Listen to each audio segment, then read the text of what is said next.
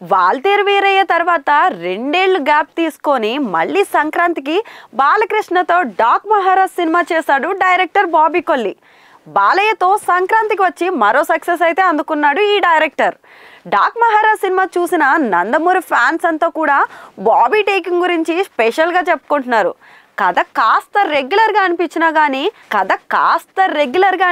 కానీ కథనం ఇంకా బాబీ యాక్షన్ బ్లాక్స్ పానింగ్ సినిమాలపై మంచి పట్టు సాధించేలా చేశాయి. బాలయ్య ఓరమాస్ ఓచకోతని వేరే పందాలో చూపించారు. అందుకే డైరెక్టర్ బాబీకి సూపర్ హిట్ మార్కులు అయితే పడ్డాయి.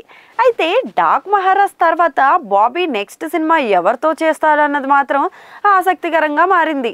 డాక్ మహారాజ్ సినిమా తర్వాత బాబీ లైన్లో 2 స్టార్స్ అయితే ఉన్నట్లు తెలుస్తుంది. అందులో అతనికి డైరెక్షన్ ఛాన్స్ ఇచ్చిన మాస్ మహారాజ్ రవితేజ ఒకడు కాగా మరొకరు వెంకటేరి వెంకటేష్ అని తెలుస్తోంది. రవితేజతో పవర్ సినిమాతోనే బాబీ డైరెక్టర్గా మారాడు.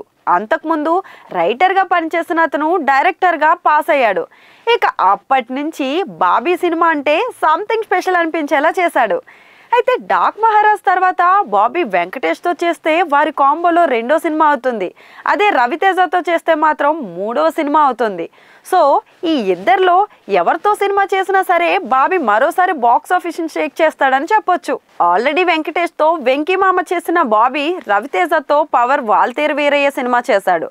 మరి ఈ ఇద్దరు హీరోల్లో బాబీ వెంటనే ఎవరితో సినిమా ఫిక్స్ చేసుకుంటాడు అన్నది మాత్రం చూడాలి. వెంకటేష్ అయితే సంక్రాంతికి వస్తున్నాం హిట్ జోస్లో ఉన్నాడు.